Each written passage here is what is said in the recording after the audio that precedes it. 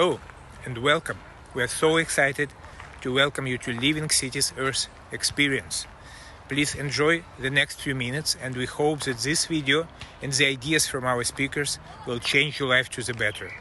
Listen carefully. What particularly talks to you? What might have a chance to change your life and lives of people around you? Also, life of your place and our planet.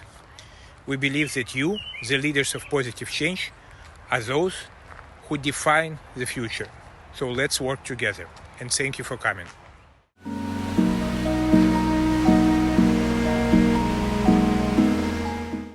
Okay, so let's start. Okay. First of all, let me introduce myself. I'm honored to take part in this event. My name is Margot, and I just got perplexed what I need to say about myself. The whole my conscious life is connected to languages, to foreign languages. I'm a qualified linguist. I've been working as an interpreter in an IT company for about 2 years. What else? I've been learning several foreign languages like Chinese, Japanese, English as well. English is a lifelong journey. Yeah, we can learn it the whole life. French, German from the university time, but German is my weak spot. I have so many problems with the German language. So, yeah. And the interesting thing, when I was at the first or the second year at my university, a lot of I was always known for my interests, my broad interest to foreign languages. I tried to get as much information as possible about languages, about cultures, and quite a lot of people ask me frequently, does it have any sense? So what for? And it was a lot of people, and even my profession, when I introduced myself and I told, okay, I'm an interpreter, I'm not a teacher. I used to be a teacher, but now I'm working as an interpreter. And people frequently ask me, but interpreting, translation, is it going to disappear, this profession, because due to development of the technologies, artificial intelligence, like a lot of things. So what is it for? What is it for? Learning languages, and not just learning one language, but even several languages, 3, 4, 5. What is it for? To be polyglot. So the first, my question, that's quite interesting because I've heard it many times. The first question, is learning languages getting obsolete? Is learning languages getting old-fashioned, just serving for nothing? What do you think, guys? I know it's a tricky question because, of course, fair answer would be no. We learn languages and we are quite interested in it. But do you think, does it have any sense to learn languages in the world where technology translation is changing so rapidly and developing so rapidly? Do you think it still have any sense? Yeah. I will say that I think it's still fashion thing, you know, because for me, for example, I've been studying English for 1.5 years, and seriously, yeah, 1.5 years. You've been studying English for the whole life. Yeah, I've been studying in school and in university, but really,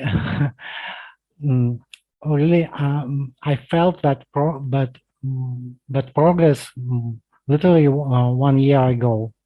And right now, for me, the English language is like a tool for communication with my foreign friends, you know, to explore world around me, reading books, watching TV shows. And of course, it's not about just translating. Yeah, I heard about that, you know, and always people who don't know any languages always say that, oh, we have a Google Translate, we have Yandex Translate, and they literally don't have a clue about what is language about, what is studying and learning language is about. That's it. Thank you, Svetlana. What do you think? Why do we learn languages for? I am a linguist. Oh, That's great. Super. Yeah, I am a researcher at the University of Helsinki, and my specialization is Finno-Ugric languages, especially Udmurt and Komi. Mhm. So I speak 7 languages, Wow. and most of them, let's say, exotic, like small languages. Mhm. I can say that your question is very strange for me because actually in the world there are something like 2,000 and more languages. Most of them are endangered languages, disappearing languages, and many languages are even not documented. Mhm. So when you say about this artificial intelligence and all kind of technology to translate and so on, there are like majority of languages, they are even not on this like level. We even don't know how many languages we have. Even in Russia, we have something like 250 languages, and they are dying, and the situation is like horrible social linguistic situation. In 1974, the last speaker of Kamas language was dead. And I think that in news I saw, was it last year, the last speaker of Aleut on Kamchatka was also dead.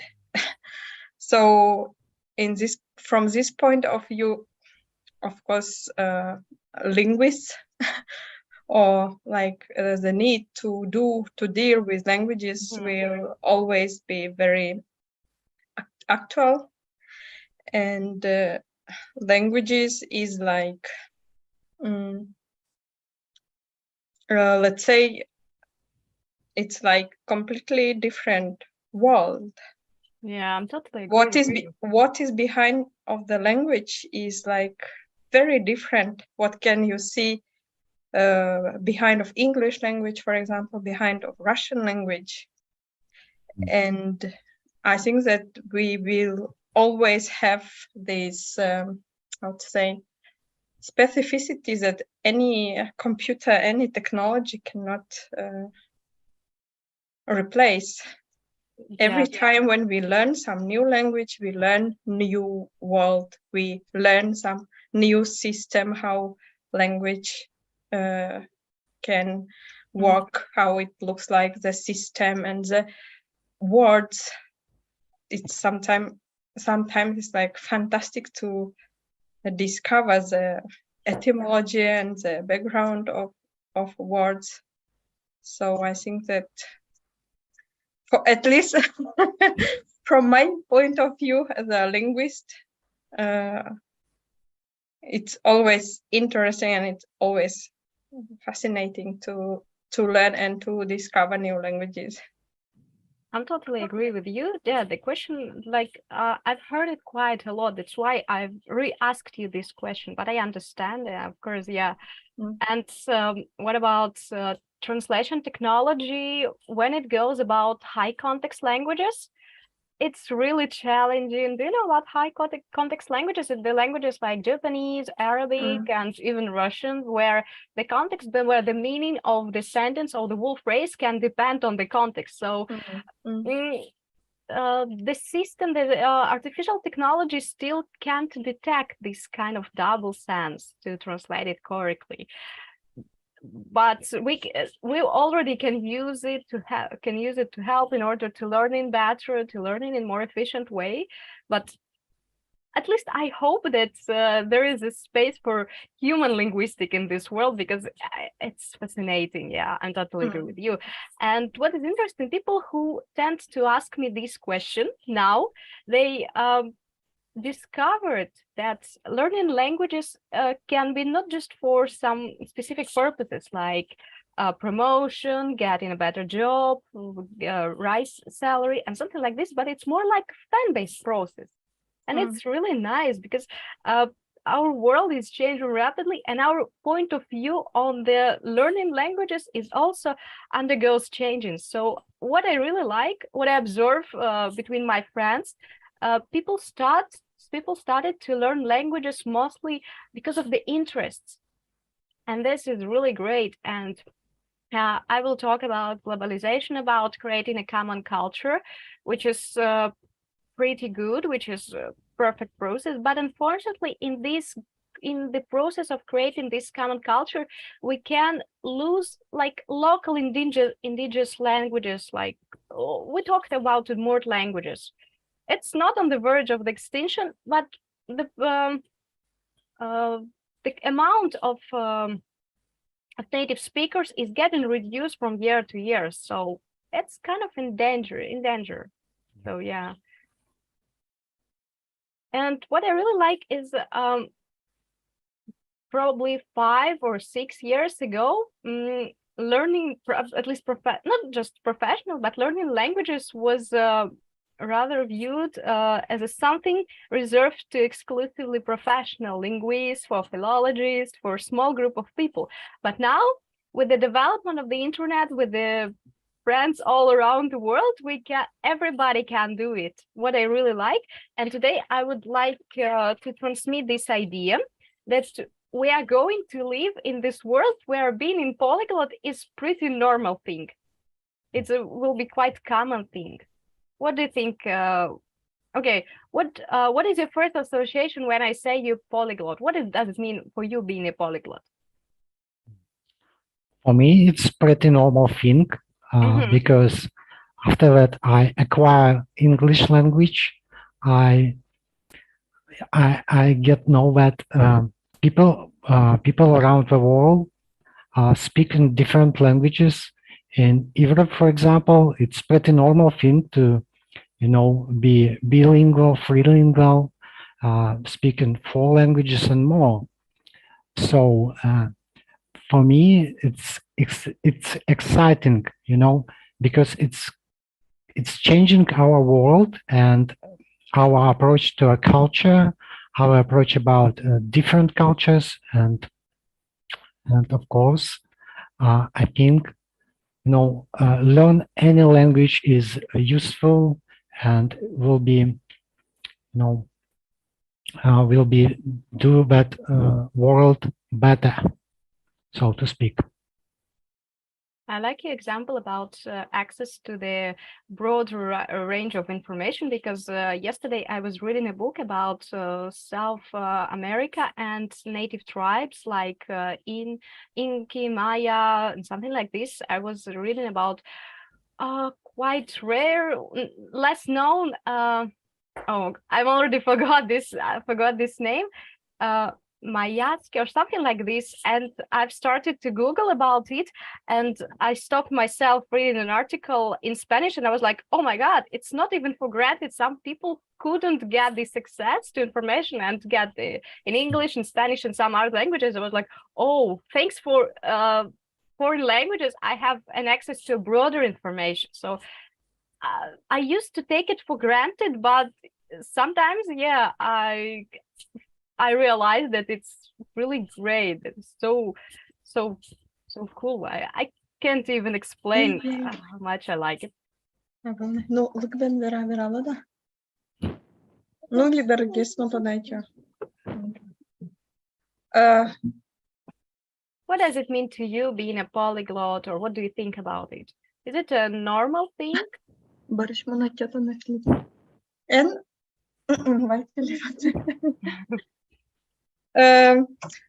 I think that it's not new at all. Multilingualism. I think that the world always has been multilingual. And also, if we take Udmurtia, for example, all Udmurt people, they are bilingual. Also, in the border of Udmurtia and Tatarstan, we have 3 linguals, 4 linguals. For example, Udmurt people, diasporas from Tatarstan, they speak Udmurt, Tatar, Russian. I know some people. My first teacher of Finnish, she is Udmurt from Bashkortostan. She studied in Bashkortostan in multilingual school, and she spoke Bashkir, Udmurt, Mari, and Russian language. And in this Middle Volga area, actually, people naturally were multilingual.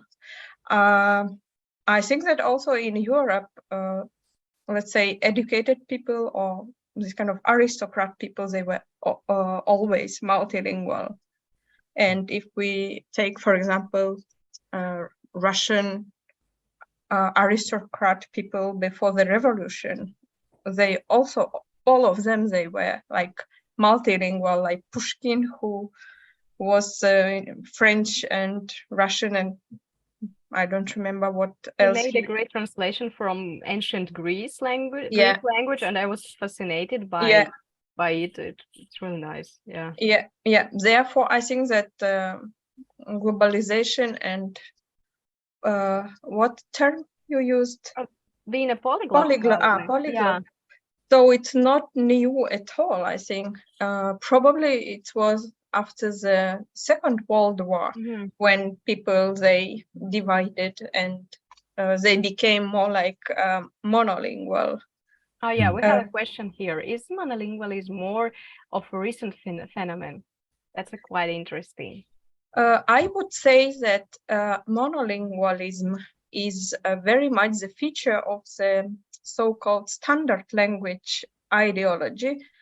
Standard language ideology is also like sign of language ideology that we call one nation, one language, that became popular in 19th century in Europe, and then spread to Africa, for example, and to other places. And the idea is that, okay, one nation speaks one language, and this language is highly standardized.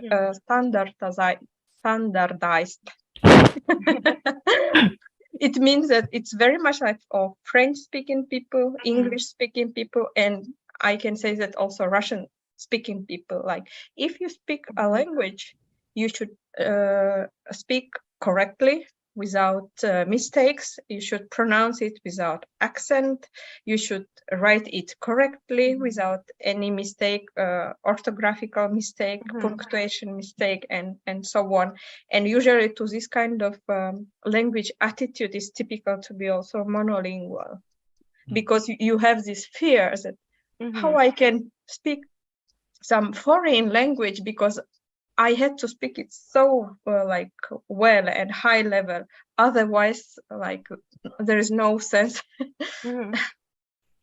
I suppose something similar, which is going now in China, one nation, one language, because China is a very diversified country, and it contains a lot of regions with some local languages and a lot of local dialects, which creates some problem in communications. So this is quite interesting thing, because and it's a huge contradiction in a world of linguistics, because from one side it's something which creates a cultural diversity within the country, and for example with Italian dialects it's pretty interesting, but it is from the other side it doesn't help much to understand each other even within one country. So people should know their own standard language, like state language of the state, let's say. Petanhua, they call it. Yeah.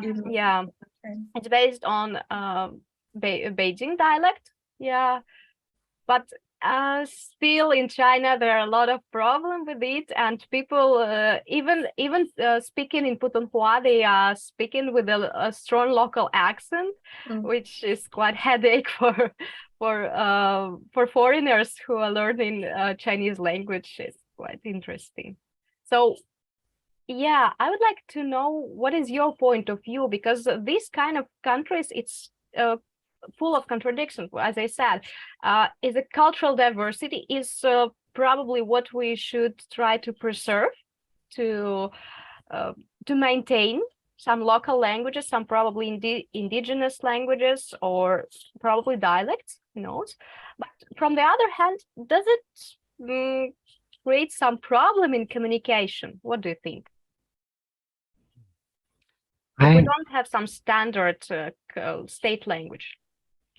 No, I think the history of the world show us a good example how to the whole country might collapse, and one of the reasons because the government was trying to pressure some nations to establish one language for one nation, but it's like a bomb with timer. And I think nowadays we talk more and more about polyglots as a phenomena, because after 20th century, it's like a bomb. It's like everyone want to identify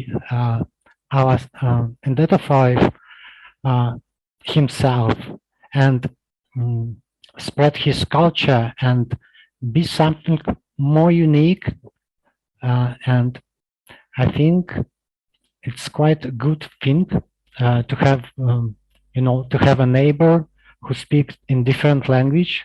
For example, when we look at on Udmurtia state in Russia, that's a unique place in the whole world because there is a crossroad of Tatar and Slavic and Udmurt culture. And I know a lot of people who knows 3 and more local languages in Russia, and they don't have any problems with communication. But people who knows only one language always have a problem with communication and understanding and our mentality and our mindset. So because we were raised learning Russian language. Yeah.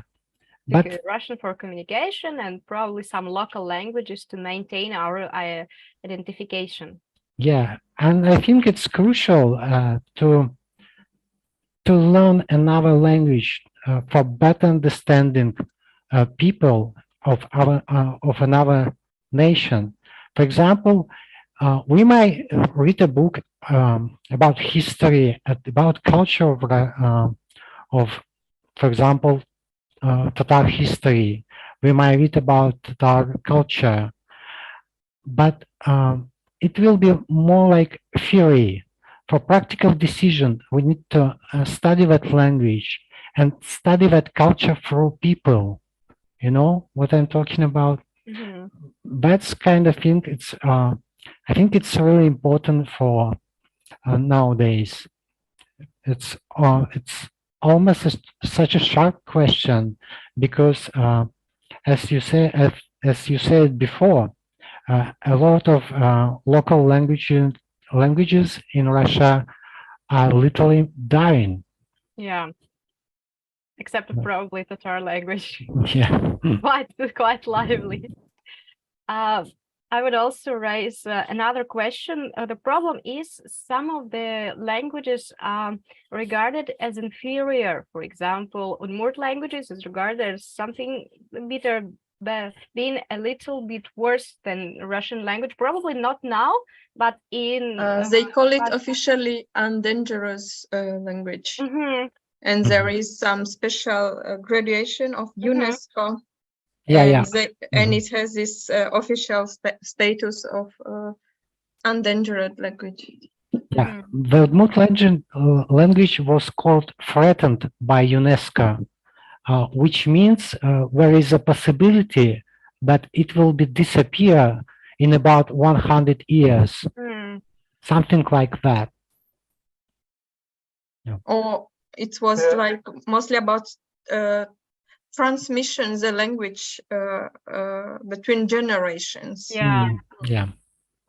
Sorry, but UNESCO never said this.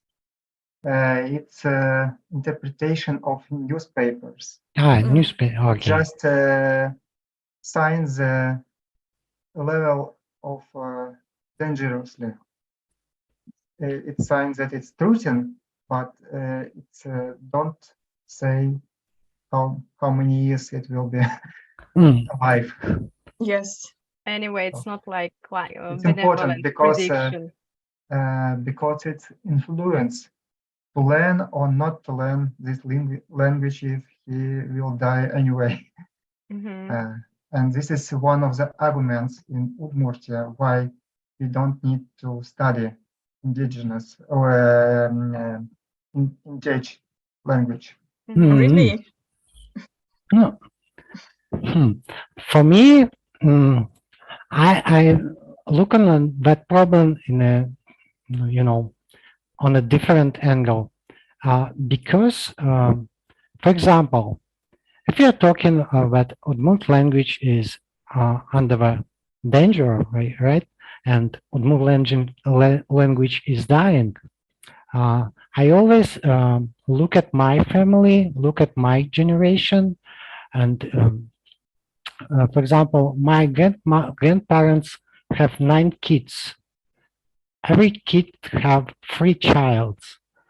That's their kids moved to the Izhirsk, and they started, forgetting Udmurt language. They start use more Russian language, and next generation after them, they probably understand the most of the Udmurt language, but they don't speak at all. Their child will completely will have no clue about Udmurt language and about Udmurt culture, and they will be in difficult themselves like a Russian people, like people of Russian culture.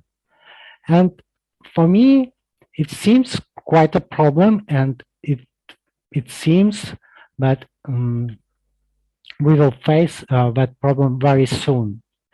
Because when I started to learn Udmurt language, I face a lot of problems to find native speakers of around my age to practice my speaking skills in Udmurt language.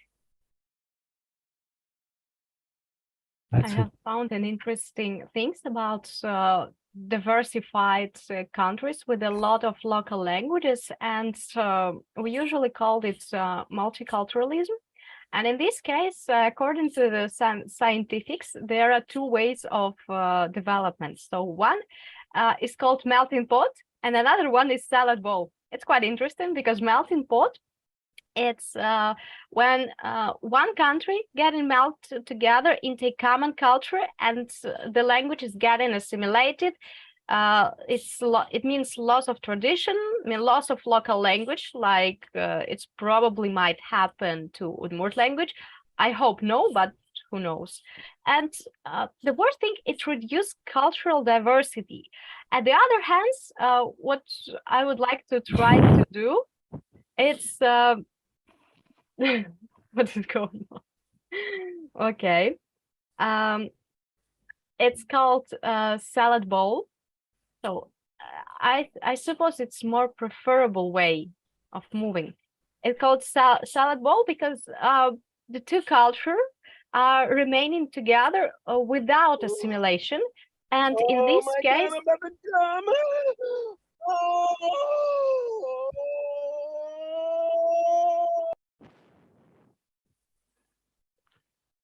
let's continue. Yeah, let's just move on.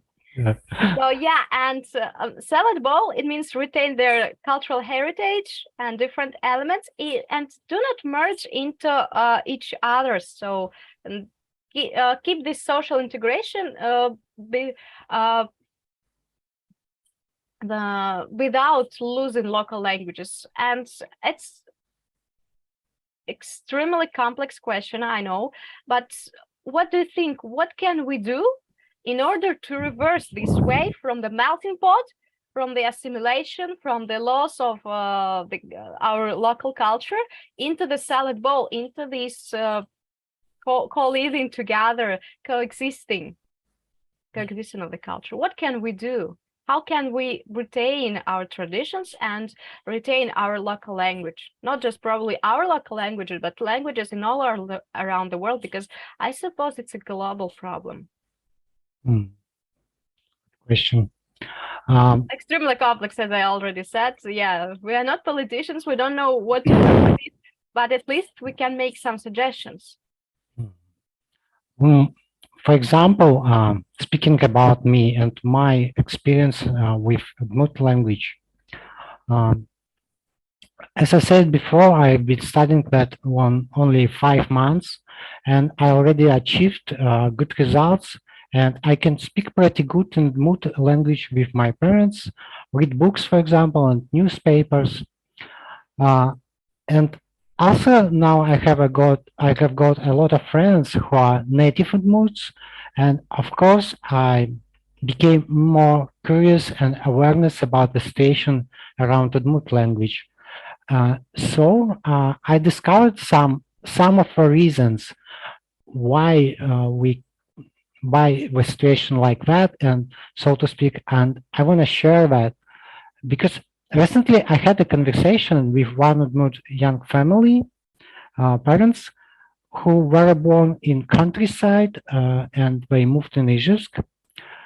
We have children and 5 and 7 years old, something like that, and their children don't speak Udmurt language. So, but why so? That's a good question.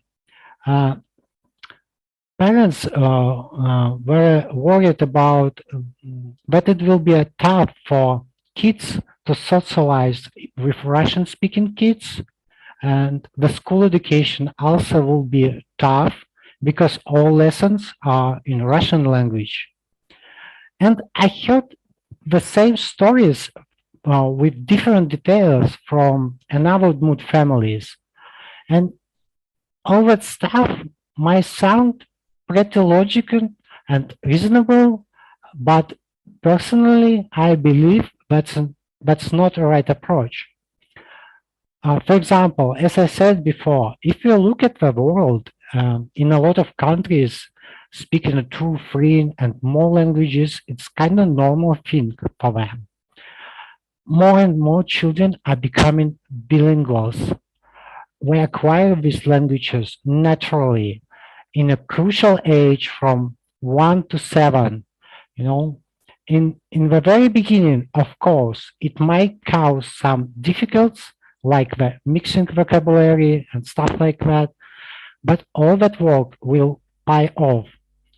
So I think that's global trend of multilingualism is show us the good example how every Udmurt family, for example, my approach to that problem, because for me, it seems like bilingual mindset is one of the greatest gift that we could give to next generation, and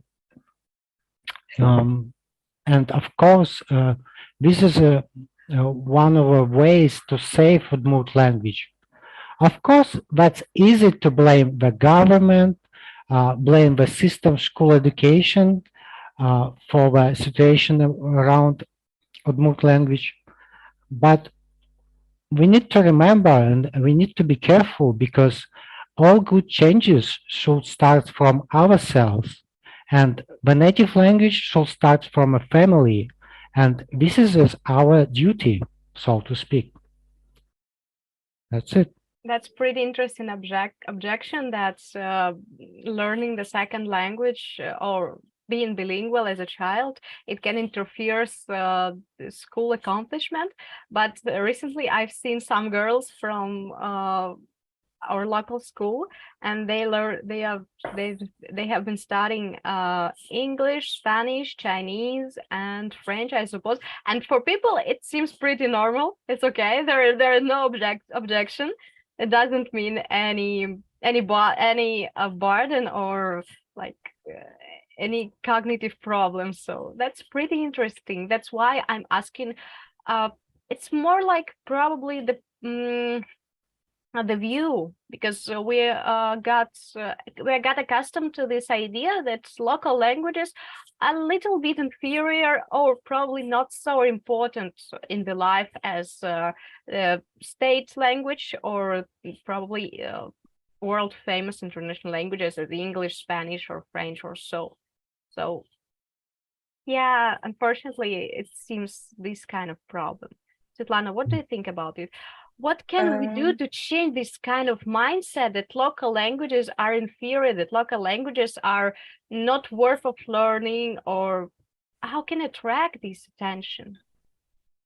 Let's say I could approach your question with a language policy. Different countries and different societies, they have different language policy, and it is some kind of legal way of organizing multilingualism in your country or in your society. For example, I live in Finland, in Helsinki. Finland has such a language policy that we have two official languages, Finnish and Swedish. And according to this policy, they are equal status. And for example, everything is written in two languages here in Finland, in Finnish and in Swedish. Historically, Finland was very long time as a part of Swedish kingdom. And historically, there were many Swedish, there was a Swedish, large Swedish population here. And still nowadays there is a Swedish population who are concentrated in some different parts of Finland. But this language policy, for example, also defines that all Finnish children obligatory, they learn Swedish in the school, and they started from the 6th grade that everybody learns it. So this is the policy about bilingualism and so on. But furthermore, like all kind of municipalities, they have their own additional language policy. Like, for example, Helsinki is very multilingual. There are a lot of migrants. There are a lot of very big diasporas of, for example, Somali speaking, Russian speaking, Estonian speaking, and so on and so on. And for example, what the municipality of Helsinki propose, they propose some lessons of mother tongue for children of almost any language, that they can provide a teacher, and the group is minimum 12 people. So our maintain local native language. Yeah, they are native language. For example, there are lessons as a mother tongue of Russian language, of Estonian language, English, French, and so on. Somali language also. So usually we write that the mother tongue of our children is Udmurt, and another mother tongue is French, because my husband is French. So our children, they attend lessons of French language as a mother tongue, and municipality pays for that. We don't pay for that. But there, Makino, echo is fine. But there are some other examples of different language policy. Countries like Luxembourg, which doesn't really have any special language policy, but they use minimum 3 languages. The same Switzerland, they don't have any special language policy, but they have also 3 or 4 languages which works very well. There is also example of Canada, where there is this Quebec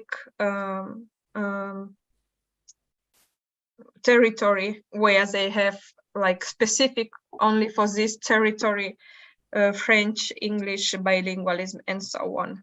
So this is the one thing, like how you can regulate this salad or opposite by official language policy, or some municipalities, they have their specific language policies. But there is another one that we call a family language policy, when everybody in his family can decide like what languages we speak with our children. So me and my husband, we have our own language policy, like what languages do we speak and with the children and so on. And I think that what Alexander was speaking, or in the case of Udmurtia or other regions like Udmurtia, officially is a language policy of the Russian Federation, like how they can regulate it. Plus, it should be like language policy of territories, which are officially like called republic, but we understand that they cannot decide anything. It doesn't work so, yeah, unfortunately. Actually, they have no working language policy there. But my point is that if we are not going to change the policy, for me it doesn't mean that we can't do anything. It's like not a reason for me to, you know, to put down my hand and say like, oh, I give up. That's not an issue for me. I just looked around on the world and I see that people speak in different languages, and more and more child became polyglots. So I guess it's hard to say that, but I see that a lot of Udmurt people they behave like they give up their language at all. Probably you have to create your own global Udmurt language community, international, like I don't know, some Udmurt language club in the internet, which will attract the Udmurt speakers from all around the world. What do you think about it? For example, I'm practicing my speaking Udmurt language in public library, and we have a Udmurt speaking club. It's free. It's for everyone who wanna practice Udmurt language. Who wanna? Where it is? In which city? In Ijevsk. Yeah. You know. Yeah, by the force of linguistic volunteers, of course, the situation is changing. Not so much, but it's last 5 years, for example, I see that the city environments are changing right now, and I think right now the Udmurt language should acquire the city environment, and Udmurt culture should be more urban and modern, because we stuck in the process when our parents moved from countryside to the cities, and they didn't bring the Udmurt culture to that city. Oh yeah, that's also the problem, because I have this kind of idea that's you can find much more local culture in some villages, talking to older generation, visiting some villages than probably in Ijevsk. And I also visit all free open classes of Italian language in the library. So does it mean that for Ijevsk, Italian language has the same meaning as Udmurt language? You know. Yeah, that's what I'm talking about. We don't attach any importance to the Udmurt language. So that's the problem. We can see the point. I mean, younger generation, we don't see any points of learning Udmurt language. Probably it's interesting. Probably it's for fun. But what for? Yeah, I was talking about more about young Udmurt people. Because, you know, yes, for example, for Russians, it's easy to say, you live in Udmurt state, you should study Udmurt language. There is no point for that. I don't see any reason why Russian people should study by force Udmurt language. Nowadays, I'm talking more about Udmurt young people because for me, on my example, yeah, my parents are both Udmurt, and I was raised by using them more Russian language. And of course, they were talking each other in Udmurt language. And I was able to recognize and translate some words, some Udmurt words, but I didn't become a bilingual child, of course.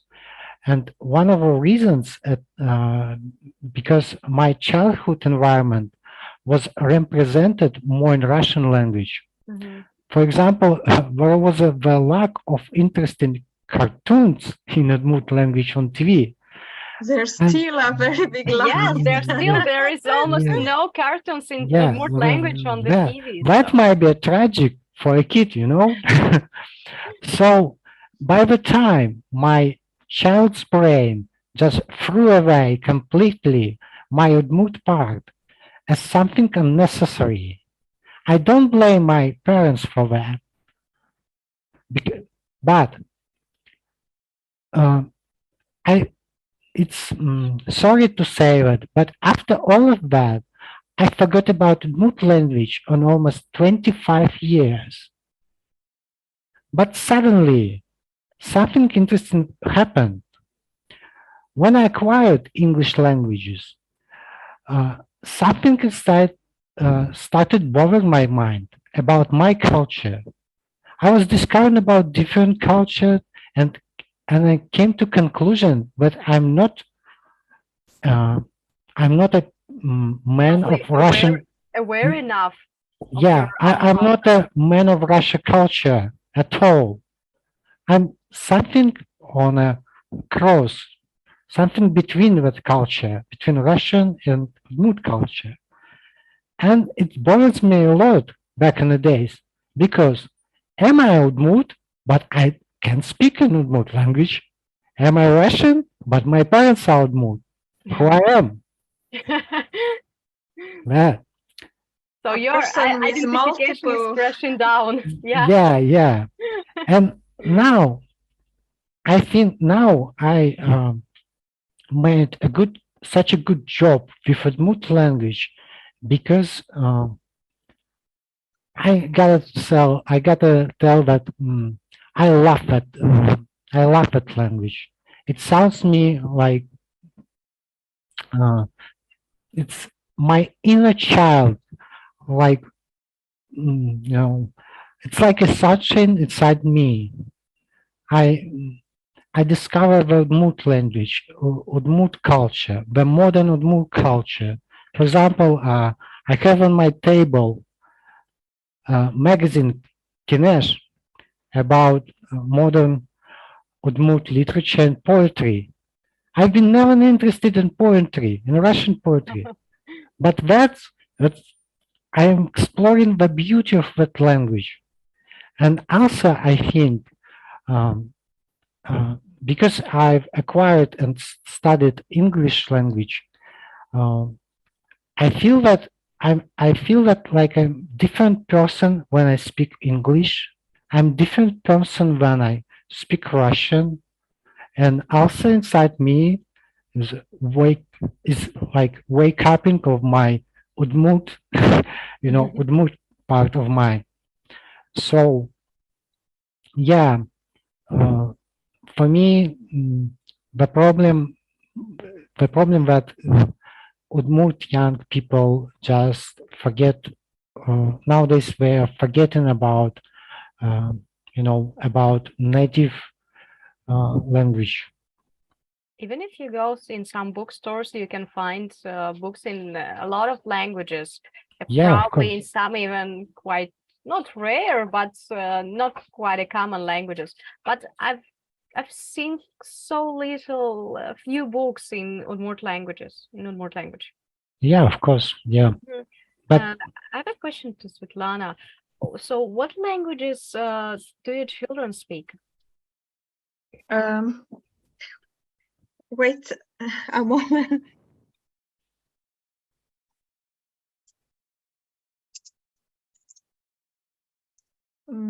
I will write to Alexander one. I have a blog. I write my blog in Udmurt. I wrote one article about like how you see the world when you speak Udmurt. Oh, that's interesting. Is it article in Udmurt language?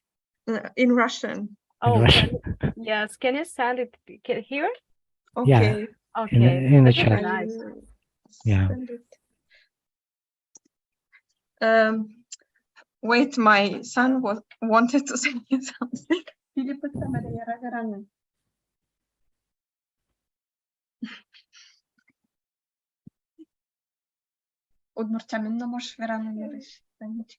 Hi, my name is Philip.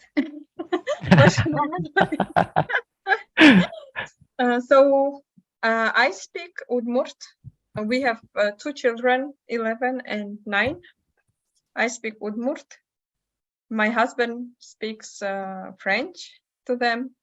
They speak to each other Finnish language.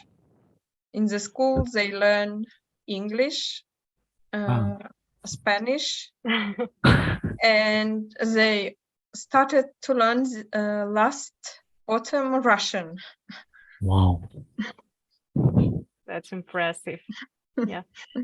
And I have one question. So, do they regard all these languages as equal? I mean, do they are they interested more in some languages or some languages just for talk to my parents or something like this? I will say that all these kind of things are very, very individual in each family, which depends on lot of different stuff. In our family, my husband pretend not to speak Finnish, and he's like a French person who likes some interesting conversations. So he speaks actively with the children, so they speak quite well French, and they speak only French with him.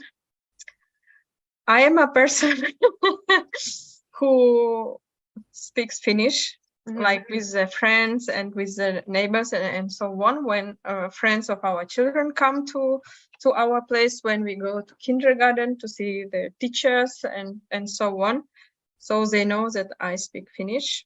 So with me, they speak Udmurt. The elder son speaks better than the younger son. And they speak this kind of everyday life stuff. But sometimes they speak Finnish with me because they know I speak Finnish. And also when we like reading books for our children and we exchange with my husband, one evening my husband read in French and another evening I read I try to read in Udmurt, and my husband is always like criticizing me, like, why you don't read always in Udmurt? But we don't have books for like different age, or the language of the book is very difficult, or it's with neologism or with dialects, because I speak my native dialect from Sharkan district.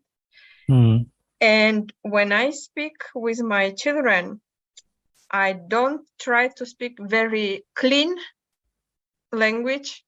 I still use some Russian languages, but I still try to use more clean language without a lot of Russian words. Then when my mother comes, she says some words in like using Russian words, and my children, they don't understand. Like she says, Yojik, and I said, Mama, чушь Uchka berioza, Mama, kishpusa. Yeah, I have and also when I'm reading books, like I had to translate like to my own dialect, like Newless forest, and I just had to remember to say it chic that we use in my dialect. So there's this kind of lot of how to say social linguistic problem, like and we don't have cartoons. Yeah. And therefore I want to read, but my children, they don't like when they don't understand the language, and also like the content what I read. Most of books, they are about country life, a lot of books about the Soviet time pioneers, Oktyabryanak, and so on, and then I just take some Finnish books that they like very much, and there are some series of the similar heroes and so on, and we can read like during very long time, and they are very interested.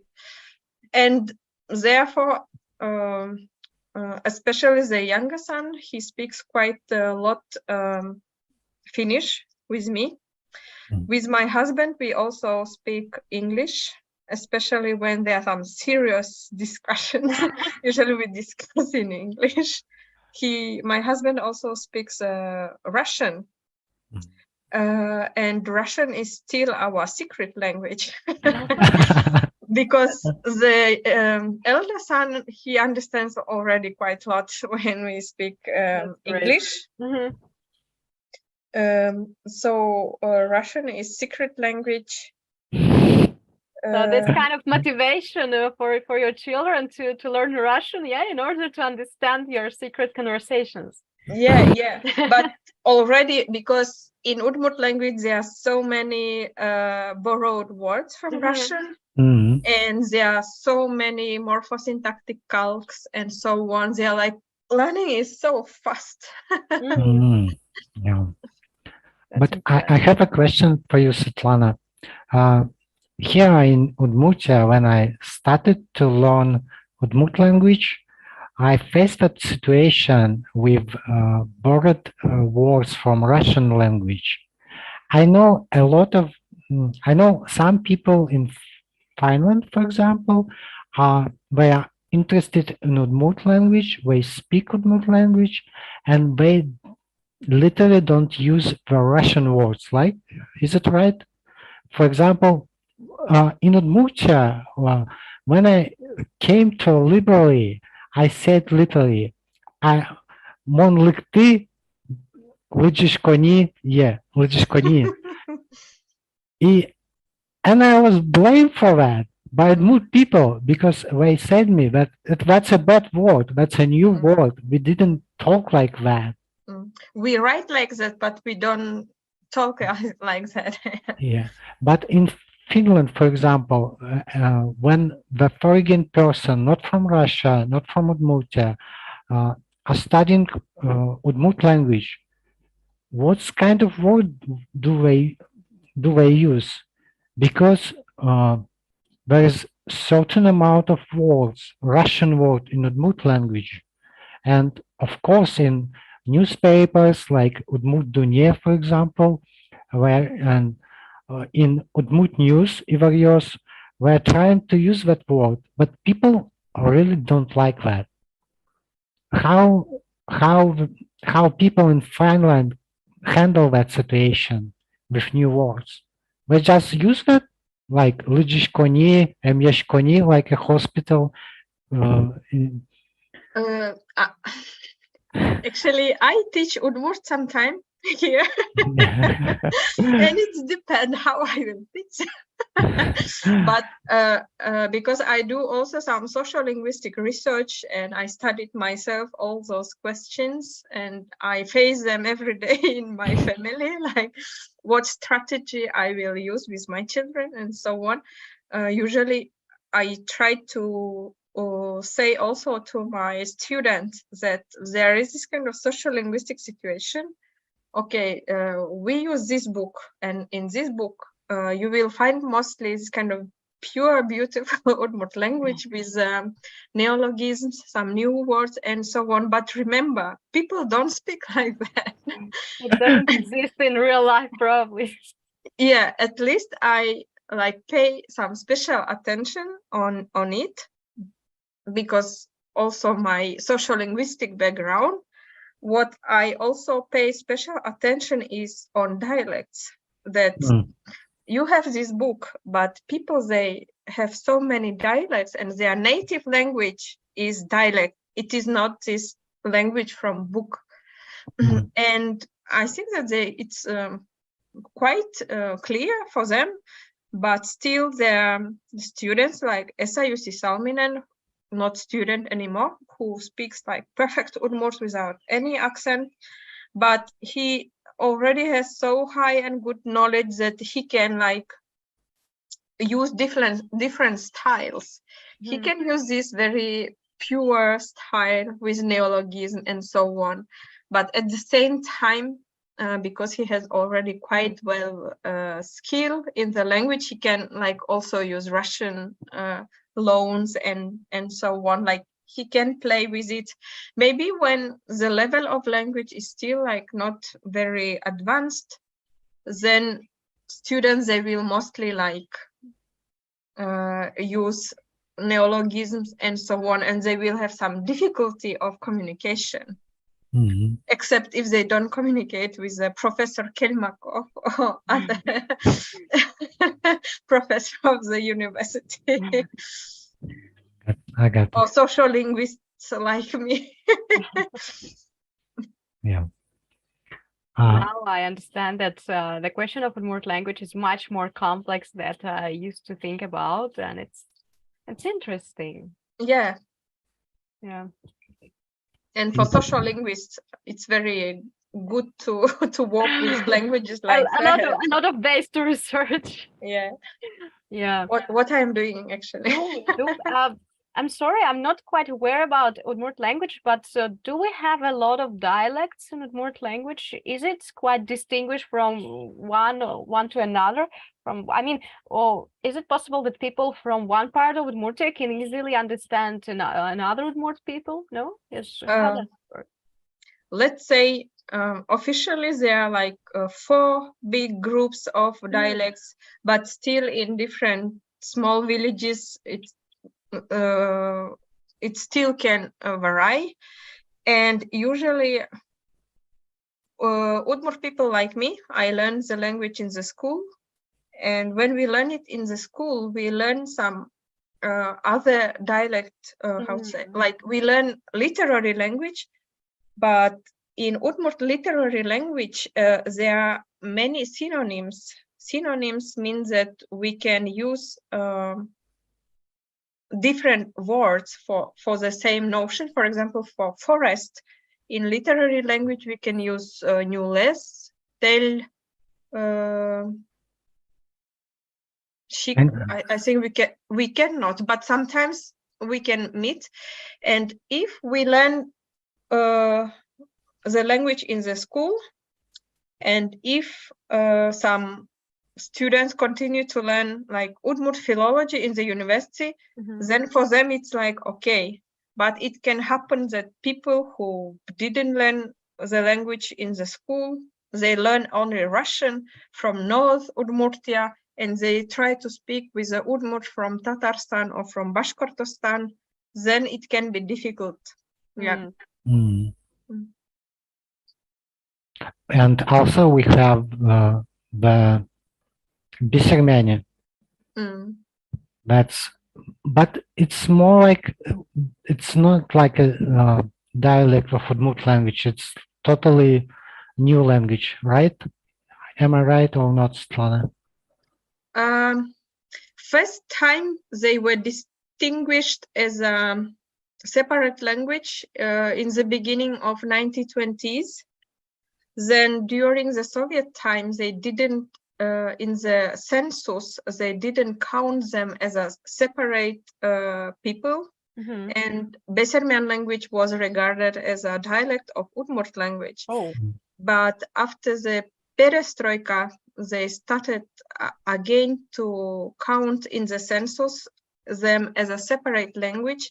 But indeed, for the speakers, there are some activists who consider that Bessermian is a separate language, and they have this kind of mostly it is the question of identity. And if there are some group of people who think that they have this identity of speaking a language, then yeah, it can be considered as a language, I think. But on the grammar level, yes, it's like, it looks like a dialect of Udmurt language.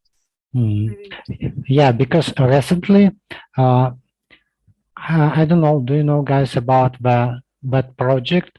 There is a most famous kid books in the world, Little Prince, and yes, I saw it in Bessermian. In Bessermian, it's a kind of big project when we are trying to translate this book in different languages. We already have it in French and Arabic, I guess, and we have that book in the Udmurt language. And literally 2 weeks ago, there was a presentation of that book in Bessermian language. So something is still going on in Egypt. Something is still going on in Udmurtia. Yeah, you know. For example, I've recently seen the awesome project that inspired me so much. The young lady, the young Udmurt woman, Anastasia Shumila, she's translating the Harry Potter books in Udmurt language by her own. I hope in one day I will be able, you know, by my Udmurt skills to help her and, you know, to find the human and financial resource to realize, to, you know, to translate the whole Syria, because I think that's kind of project might give a new, new wave, new power to Udmurt language. Because I still remember that time when Buranovsky Babushki, aka Buranova Grannies, show up on Eurovision. Yeah, it was a good time for Udmurt language. I guess in 2011 we made it Udmurt film Uzibori, but after that, like, stories disappear, and it's I'm sorry to say it, but right now we don't have the films, Udmurt films. We don't have Udmurt TV shows a lot. Yeah, I suppose that's the main problem, because there's no lack of written text, written materials of Udmurt languages. You can find some books, you can find newspapers, but when you learn language, especially in the more natural way, first of all, you need to listen as much as possible. But this is a big problem when it goes about Udmurt language, because the reducing number of native speakers, and we don't have any TV shows, probably some music, but it's obviously not enough on this scale. And yeah, I suppose that's also one of the major issues. Yeah, in Udmurt language. So should we create a new podcast in Udmurt language when we going to talk about the world and everything? Actually, we had that the Udmurt podcast before. Really? I've never heard. The wife of Alexei was making the podcast. Olakin Olamar. Am I right? With one guy. Yeah. But they close up that project. Linguistic. We have questions in the chat. study of the translation of. Linguistic continuum. What do you mean, Alexei? Yeah.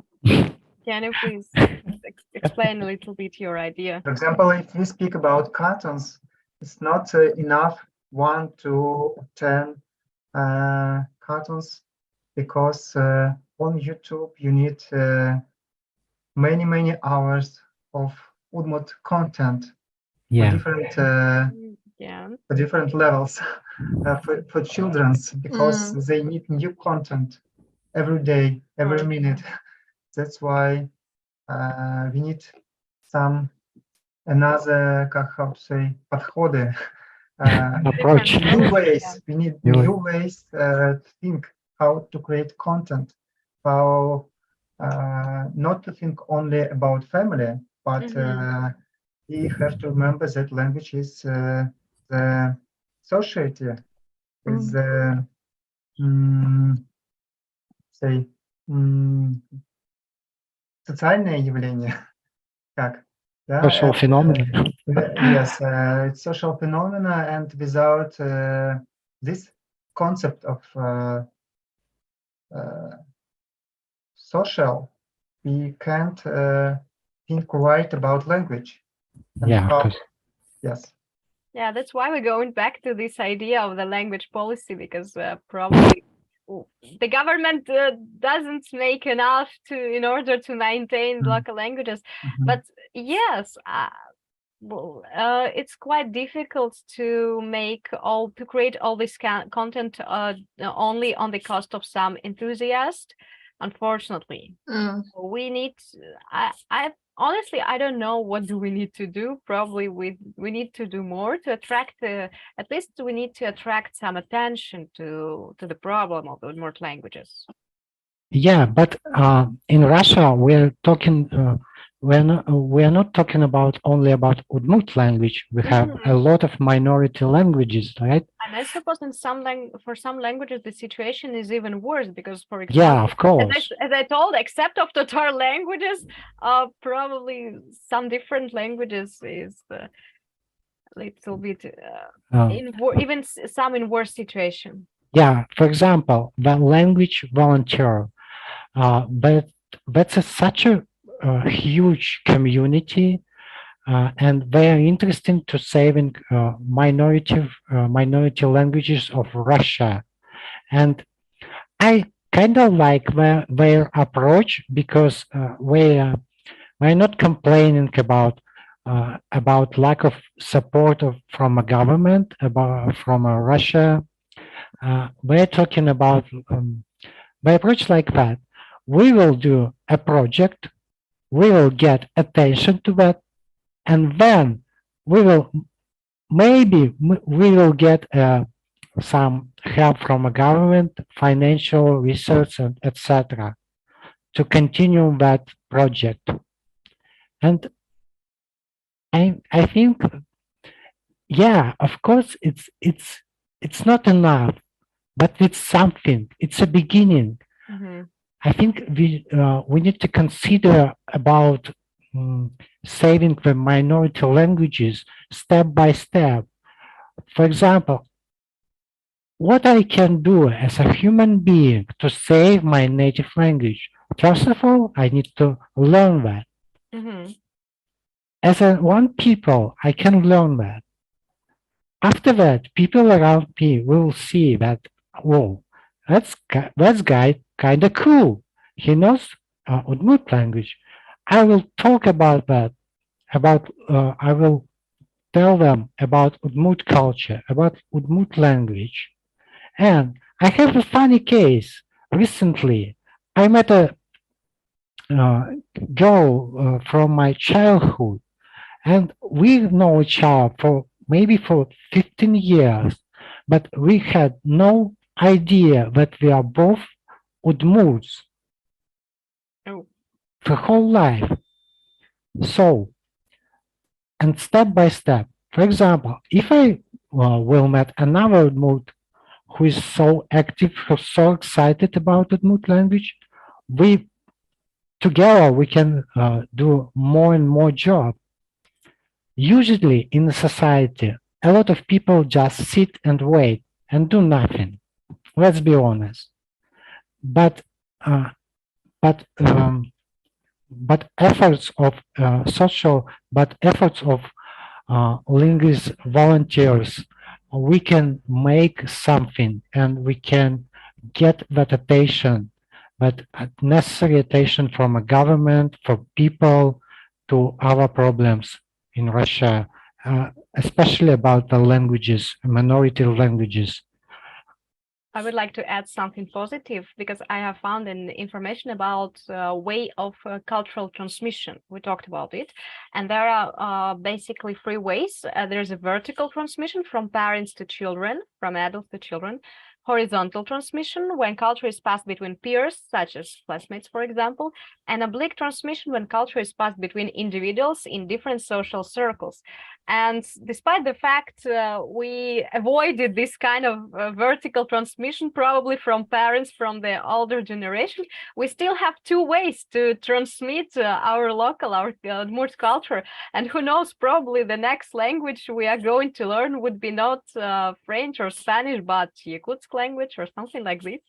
Yeah. Who knows? Yeah. And yeah, I suppose it's quite logical conclusion we came so easy to, because it's impossible to be open to the world, to learn new languages, to discover cultures between really know well your own culture.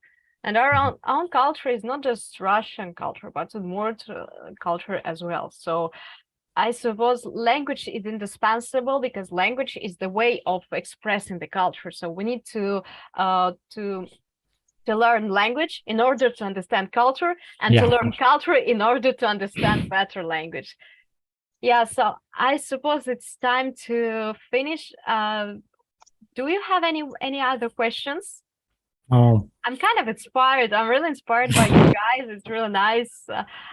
I would like to go to the bookstore to buy some book in Udmurt language, but I recall there are no books in Udmurt language, unfortunately. Well, here is a question from Alexei. Now, my point is simple. That's, of course, we need a different policy for other minorities languages in a country, without any doubts, 100%. But with what I see right now, but people also don't do so much for native language. So it's kind of, we need to start from ourselves, and also government should help us. It's like a common job. It's not a separate. It's not up to government only. It's up to Udmurt people too. And in a conclusion, of course, because we are going to end our discussion, I want to say that, of course, people might live the whole life in one language. The second language isn't something crucial for being alive. But there is a good old expression: if you know only one language, you live only once. That's it. I want to say thanks to organize and you guys in Udmurt language, of course. I'm so happy to be here and talk about different languages, especially about Udmurt language, one love.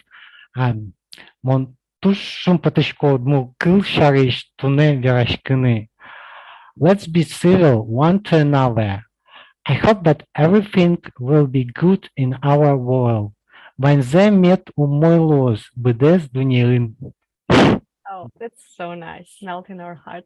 And Svetlana, could you please announce your speech next week, I suppose, about Udmurt and Kami history? Yes, I will speak next week, 25th of April. It is course of Mafun, about the history of Finno-Ugric people. And I will speak about the history of Udmurt and Komi, basically in 1920s and 1930s, when it was a totalitarian regime, and how That's they... exactly I wanted to ask you about language policy of the Soviet Union period. That's pretty interesting. So how can we connect to your next meeting? I don't know. Okay. If you go to this link, Unfortunately, they ask you registration. Okay, okay. So if you will be able to register, you will get automatically some links to the meeting. Okay. So what I can say as a conclusion, so I'd say it was many times in my life situations like I hate Udmurt language. I don't want anymore like to do anything with Udmurt language. Everything is so bad. Love-hate relationship with languages. It happens so often. Yeah, I know. But then, like, every time in the end, I said, okay, this will be my personal decision. I decided I love this language, so I don't care anything else, the policy or whatever. I love this language. I decided this is the language I love the most. I decided that I will speak this language to my children and I will not care anything else. I just do that and it will be my personal decision. and wherever I will live, like in any country with any husband speaking language, doing whatever job, I will love this language and I will be with this language. Yeah, it's kind of, it's kind of cool thing too, to be a last person who knows what language, right? Not really cool. No, it's like whatever will happen. I had a conversation with Russian friends about that. Why do you study that? Why do you study it? Because I don't care. I love that question. Yeah. And that's it.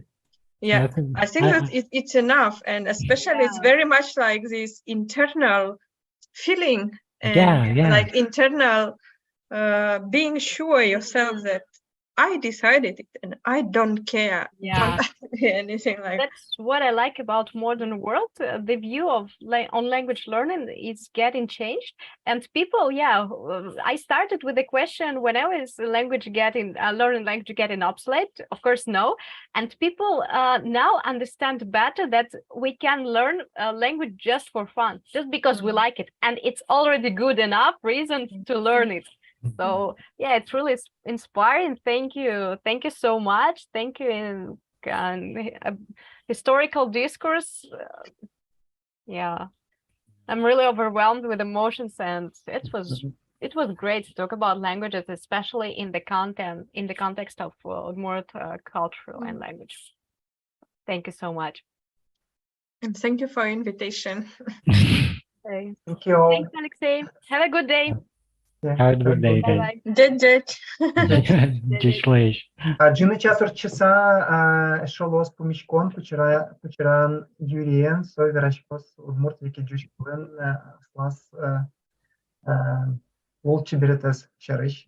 В общем, будет встреча творческая с художником Кучераном Юрием, этнофутуристом. Через полчаса он в прямом эфире сыграет на разных инструментах, пошаманит и поговорит о своих этнофутуристических проектах, связанных с таким оживлением деревень, можно сказать, с одной стороны, а с другой стороны это просто такие артистические практики, со всякими разными интересными эффектами социальными. Татынек лоспен. Мынештим салам, жирдыт салам верам нештим. Тау бачи. Джеч. Умичка то есть джеч. Wow, you have made it. You just watched amazing insights from experts of Living Cities Earth ecosystem. we welcome you to the Living Cities Earth experience and hope that we are going for a long ride as we take care of ourselves, our communities, our cities, and our planet. Thank you and welcome.